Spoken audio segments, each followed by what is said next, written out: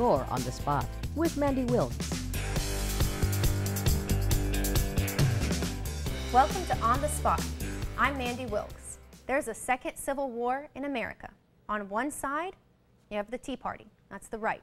On the other side, you have Occupy Wall Street, which is a movement that's recently come to South Carolina and the Lowcountry. Later in today's show, on the next segment, I'll be speaking to one of South Carolina's most controversial Tea Party leaders. Right now, I'm here with Professor Jason Eastman, leader of the Occupy Myrtle Beach and Occupy Charleston movements. Welcome, Professor Eastman. Glad to have you on today. Well, thank you for having me. Your group, Occupy Wall Street, Occupy Myrtle Beach, the Occupy movement in general, gets a lot of criticism for being anti-business and anti-capitalism.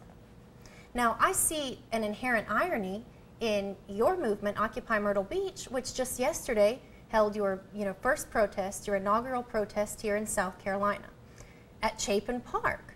Now, Chapin Park, I don't know if you kind of put two and two together, Chapin Park was gifted to the city by Burroughs and Chapin, which happens to be South Carolina's biggest real estate development corporation. Do you feel that by holding your protest against capitalism at Chapin Park, that maybe you're kind of biting the hand that feeds you? Do you see a little bit of irony there? Am I the only one? No, there's definitely an irony, and the protest is definitely no way in part of trying to diminish the great philanthropic work that the business leaders of our society have done, both currently and historically. They've definitely done great things in building state parks, national parks, land-grant institutions, founding universities. Rockefeller actually founded the University of Chicago, where my discipline came from. However, I do kind of want to take a little issue with the notion that the movement is anti-capitalist.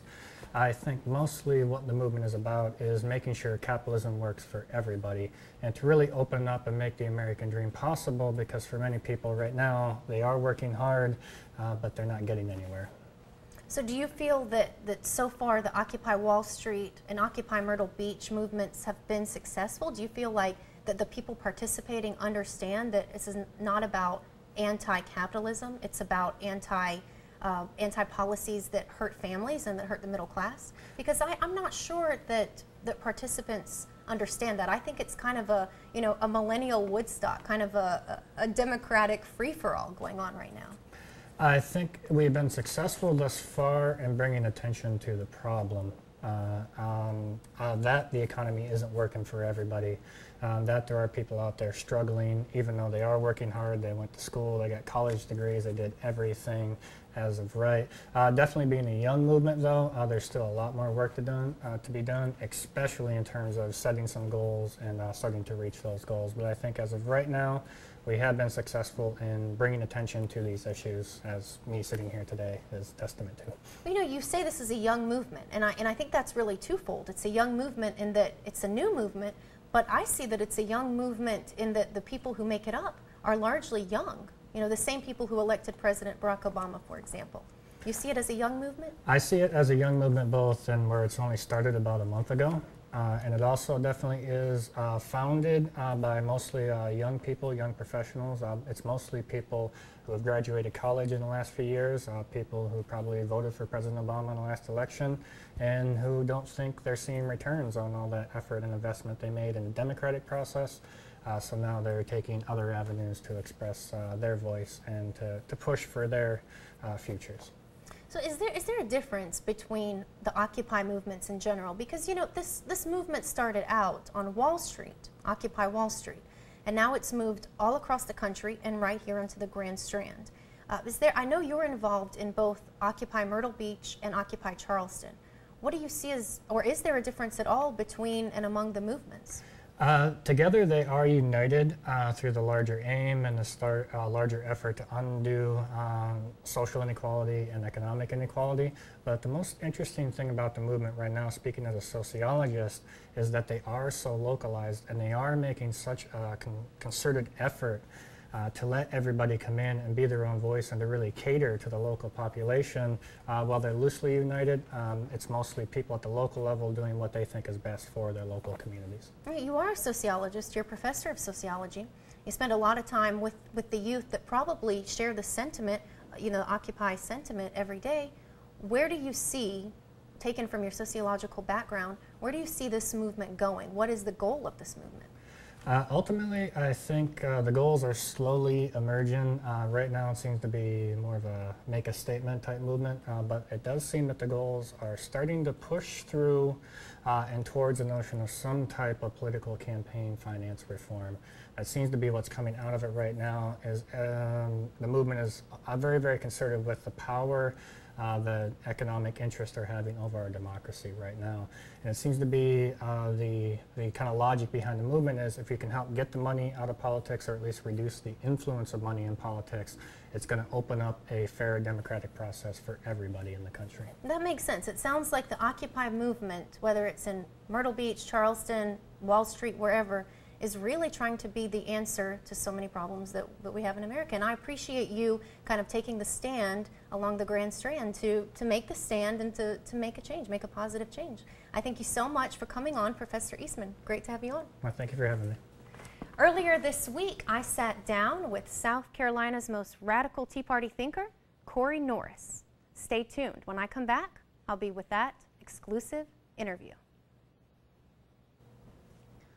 Welcome back. Today I'm on the spot with Corey Norris. Corey is the chairman and founder of the Lexington Tea Party. He's been called the edgiest Tea Party thinker in South Carolina. I can't wait to see if he can convince me that the Tea Party has not totally lost its way. Welcome, Corey. Thank you for having me. Welcome, Corey. Nice to have you on. Yes, ma'am. Good to be here. I think you already know that I have really mixed feelings about you Tea Party guys. You guys were supposed to come on the scene, shake things up, stop politics as usual in its tracks. Right. And I think that the Tea Party has lost its way. I think it's been hijacked, taken over by dimwits and fake Republicans. Convince me that the Tea Party is not totally lost. Wish I could. It would be really easy if I could sit here and tell you that it hasn't been completely lost. I think there's still hope. But I think that you're right to a large degree. I think that there are way too many establishment types that have seen a opportunity to seize power that they didn't have before and fly a Gadsden flag in the background and pretend there's something they're not. I think that there are a lot of people that just conspiracy theorists that come out of the woodwork and see it as see it as an opportunity to get in the mainstream. I think there are a lot of people who didn't really have a whole lot of meaning in life until the Tea Party came along, and they're just basking in the glow of the popularity of the Tea Party movement. And I think there are also a lot of neocons, if you will. Rhinos, yes, Republicans in names only. Exactly. There are still plenty of people who believe in pure philosophy of liberty, Rothbardian types who feel that liberty is all that matters, and they apply that across the board, but they're unfortunately becoming fewer and further between.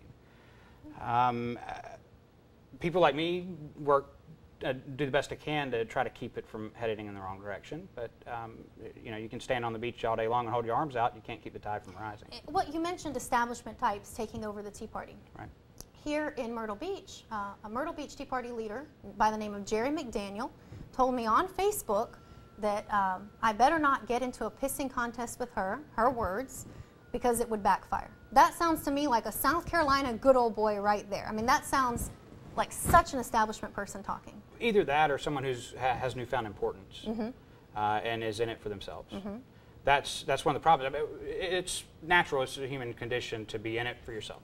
But you have to have a good foundation, a philosophical foundation from which you work forward from. And I think a lot of these people are just angry. You know, they just want to see change. They just want it to be different. They want to take us back to the Constitution, but they don't really understand what that means, or they don't have a good philosophical foundation from which to work from. So it becomes another power grab.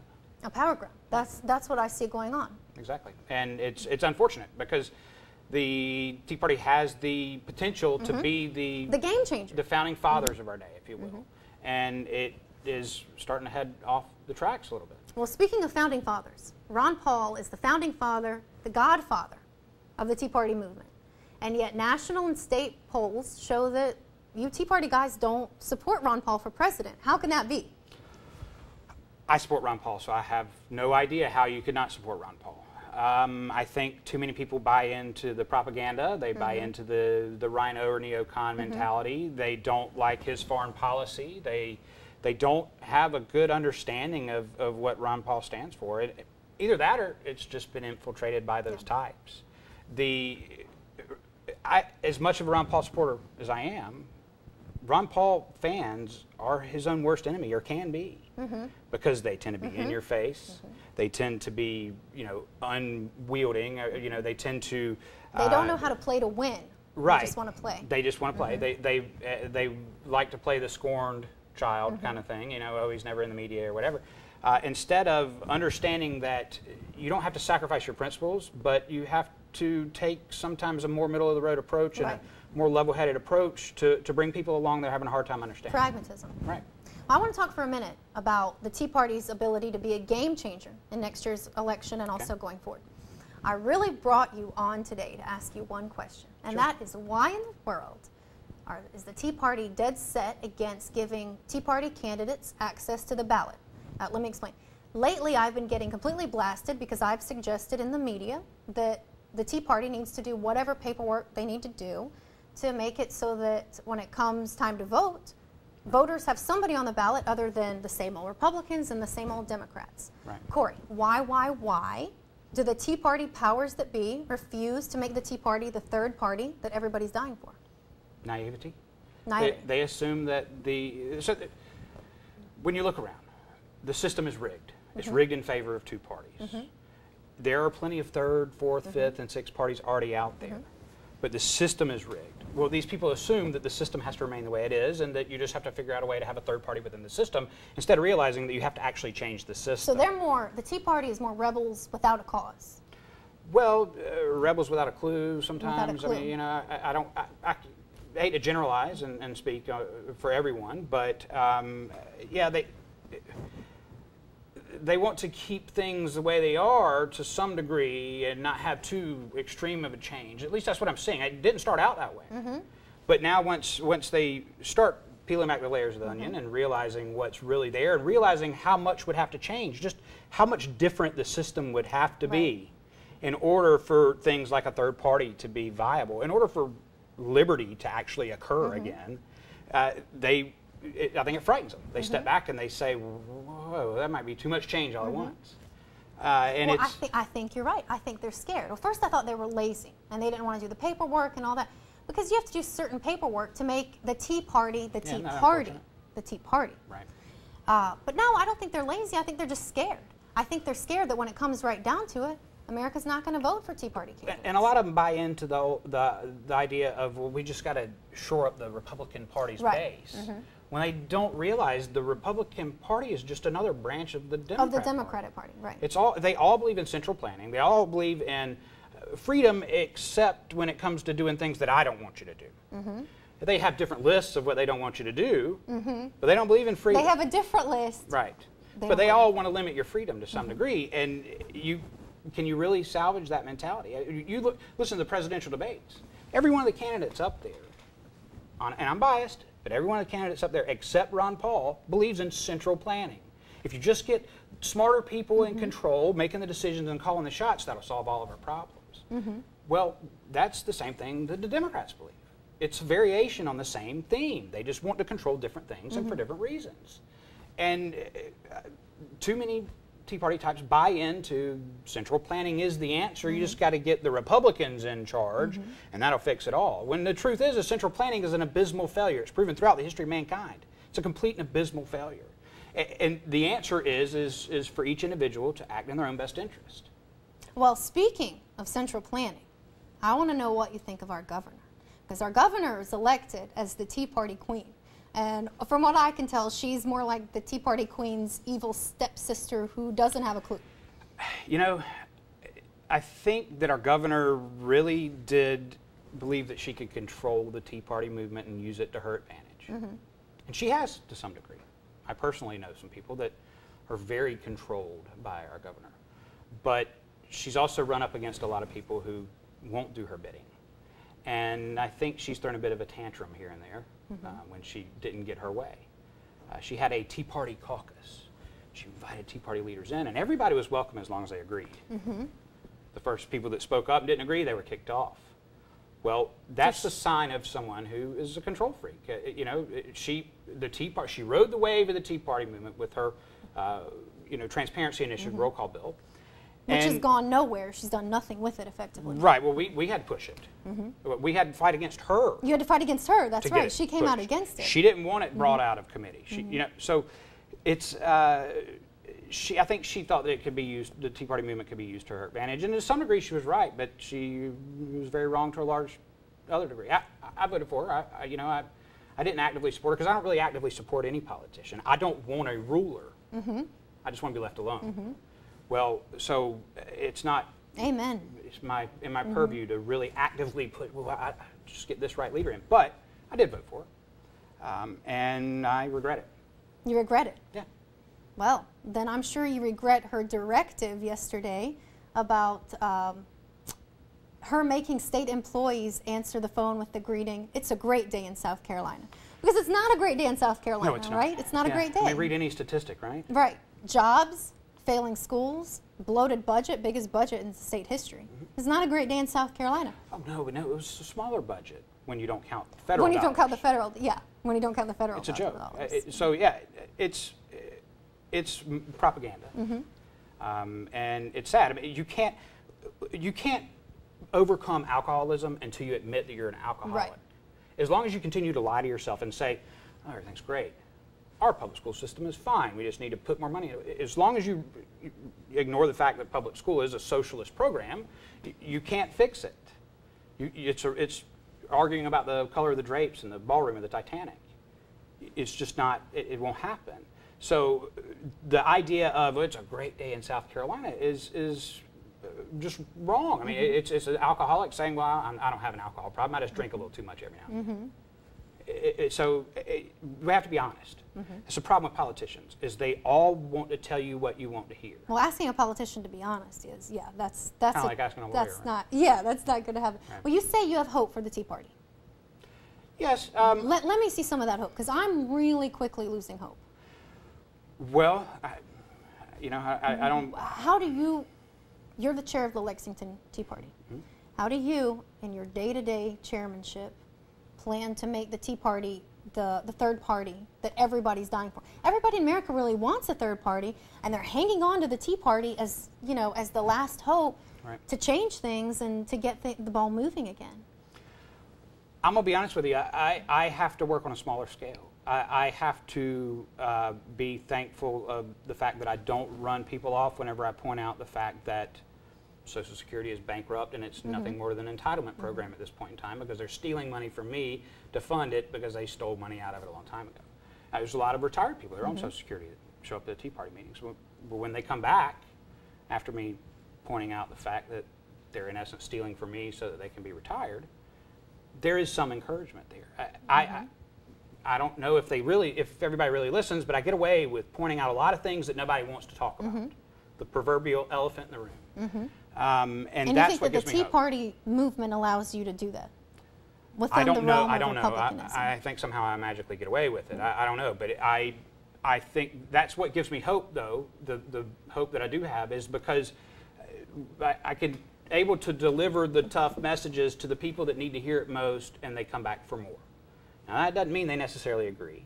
That doesn't mean they're necessarily going to fight for true liberty, but at least they come back for more. Well, I keep hearing that the Tea Party is decentralized, and you know the Tea Party's decentralization is the root of cronyism and corruption.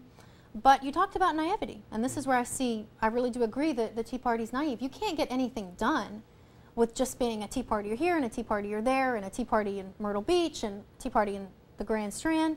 Nothing's getting done. Do you believe that the Tea Party can really be a game changer with the way it is right now? Well, that's a central planning thing again, isn't it? You can't. You caught me, Corey. Yeah, you can't argue against central planning and argue for it.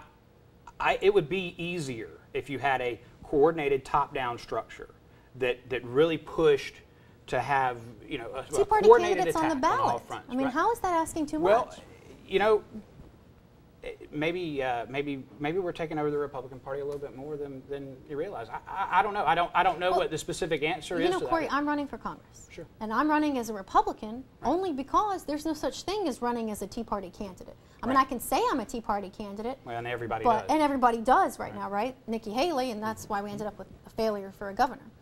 But on the ballot, I'm going to be a Republican. And I really want the ballot to say Mande Wilkes, Tea Party candidate. And so many real, true Tea Party candidates feel that way. And, you know, frankly, people are getting frustrated with the Tea Party powers that be refusing to centralize because of this, you know, they have this idea that centralizing is really bad and we want to stay away from that. I just think it's limiting you guys' ability to make change. I think that actions have to match words.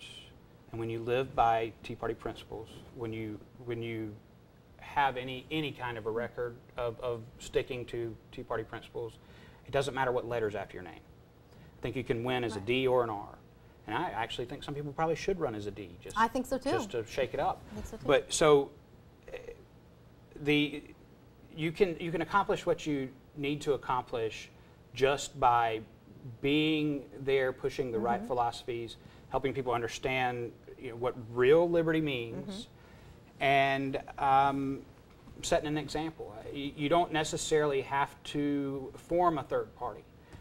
You could, but well, the Tea Party spends so much time, you know, knocking Republicans, right. But then they expect to, you know, they expect Tea Party candidates to run like Republicans when it comes time for it.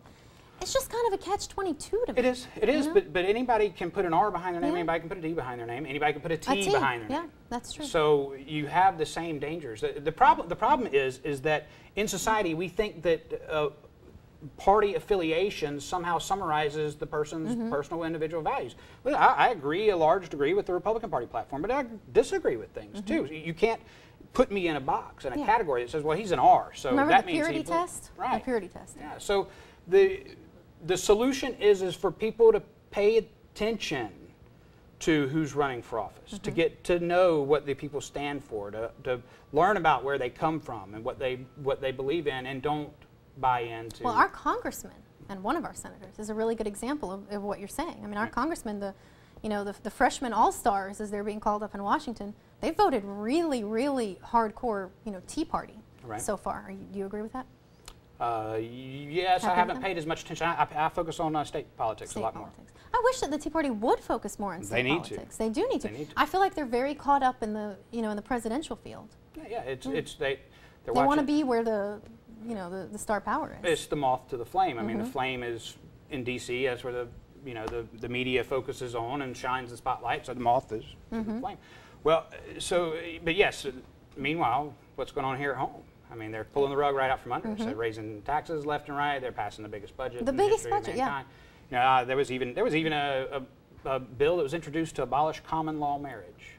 Oh, I didn't hear about that. Yeah, it didn't pass, but they even want to eliminate your ability to make your choice on your own without a license. They're stuck on the social issues here in South Carolina. Carolina. Oh, yes, and that's while our economy is literally, I mean, 11.1% jobless rate. Well, that's what happens whenever you look to central planning to solve your problems and look for.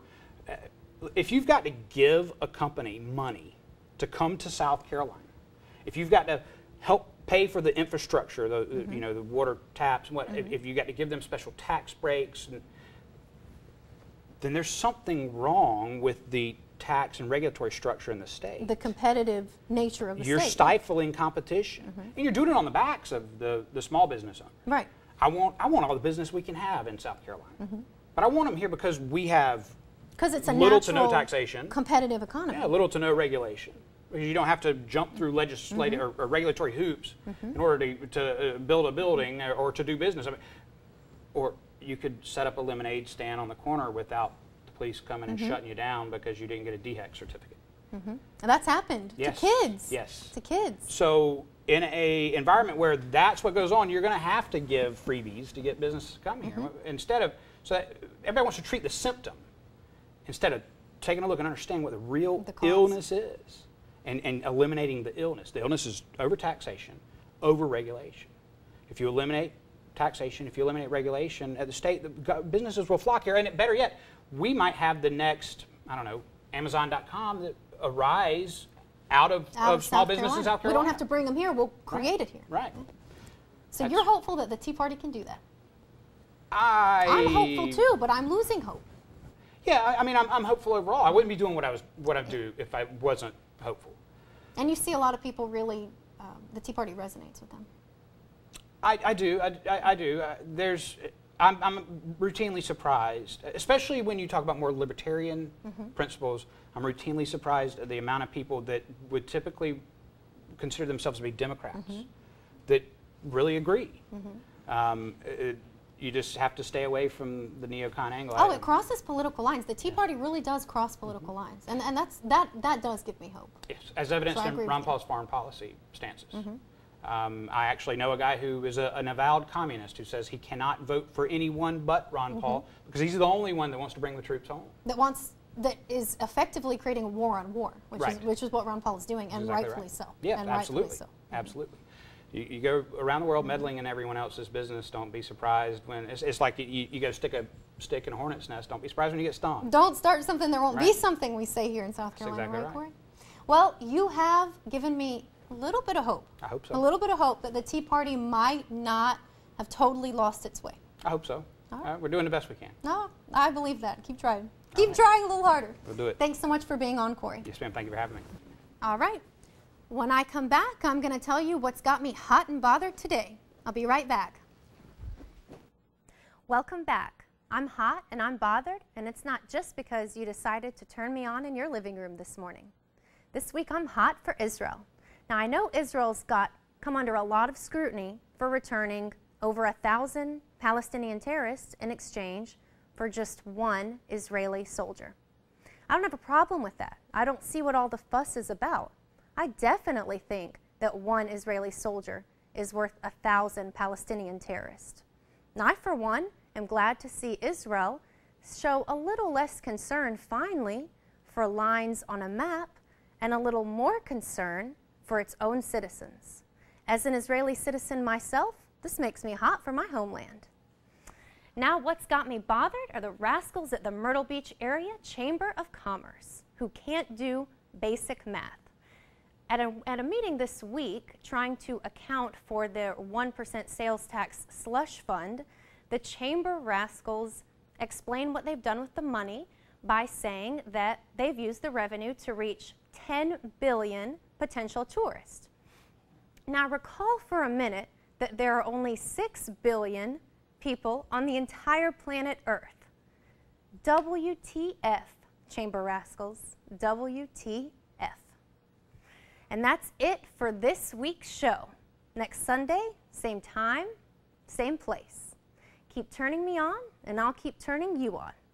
Now, next week, I'll be premiering my new segment, Two Chicks in Politics, with South Carolina's blondest, boldest conservative bombshell, Miss Faith Felice.